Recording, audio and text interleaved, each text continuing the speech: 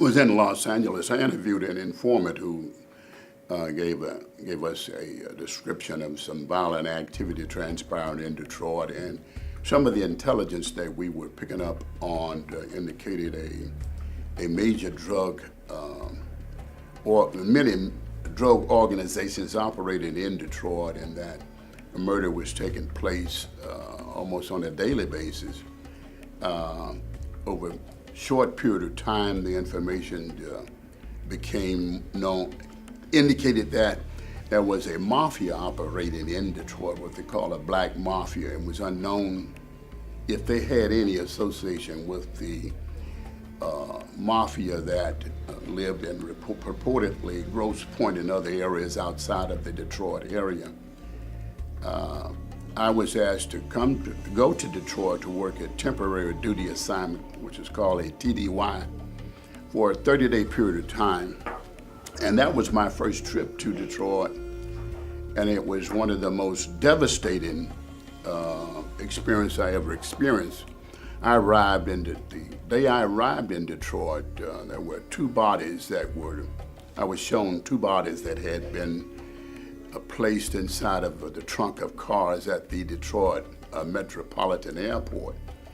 And the stench, the bodies were decomposed, and you could see the maggots crawling around and out of the what they call the occipital foramen of the eyes and nose and the cavities of the face.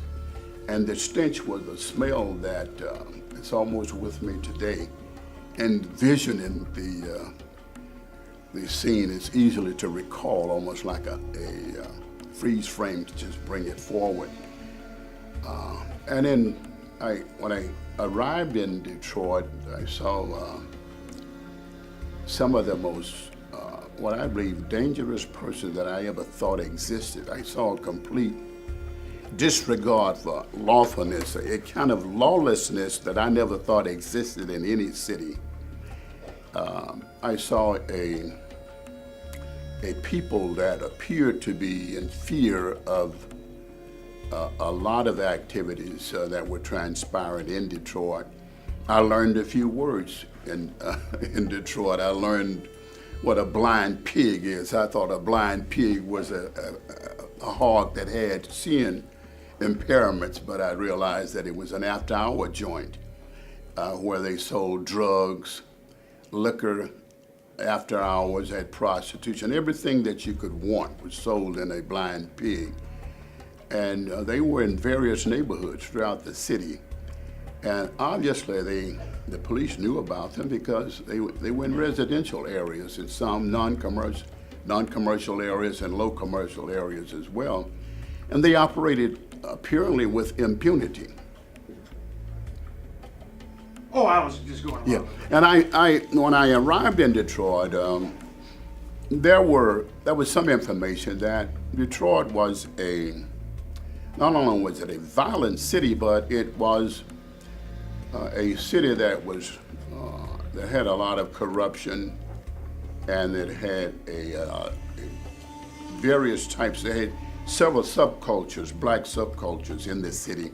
You had those who were highly educated, professional people who had postgraduate degrees, and you had a group that they termed called blue collar, and then you had that third group, which was the drug or the criminal culture, those persons involved in all kinds of criminal activity, to include those persons who would operate the blind pigs, those operating a chop shop, and that sort of thing. I saw and went into a number of dope houses, buying dope undercover. And every dope house I went into, the dealer had guns. I recall one guy that I likened him to Roy Rogers, and ironically, his first name was Roy. And he came out of the house with a saucer full of heroin, and he had two guns strapped like Roy Rogers, and had a little automatic underneath the platter of heroin. And he basically... Remember where this was at? It was in the city of Detroit. Well, where though? I don't recall the exact location, but I know the name of the defendant. Well, Royal Burton was his name. I call him Roy Rogers, and because he had a saucer full of white heroin.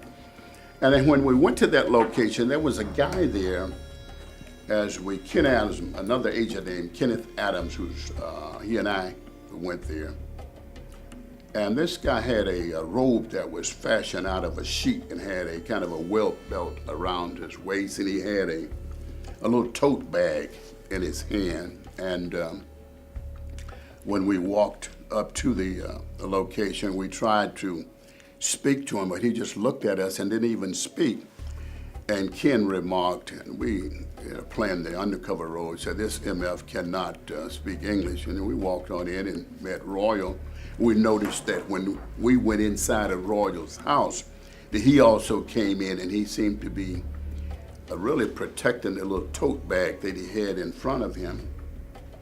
And we watched Royal.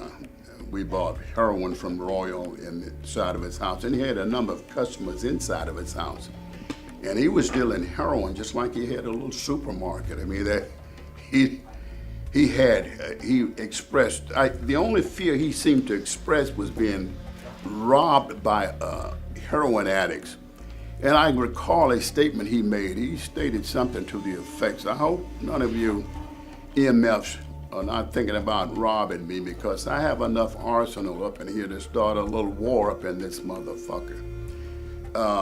And he had the wherewithal to really cause a lot of damage. The two guns he had, the other gun he had underneath.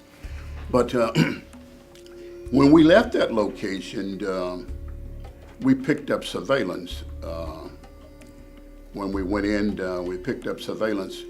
And at that time, they didn't have any black agents in Detroit. The two agents who had been previously assigned here had been relocated out of death threats because they had made a lot of the major drug traffickers, and they had put contracts out for their life.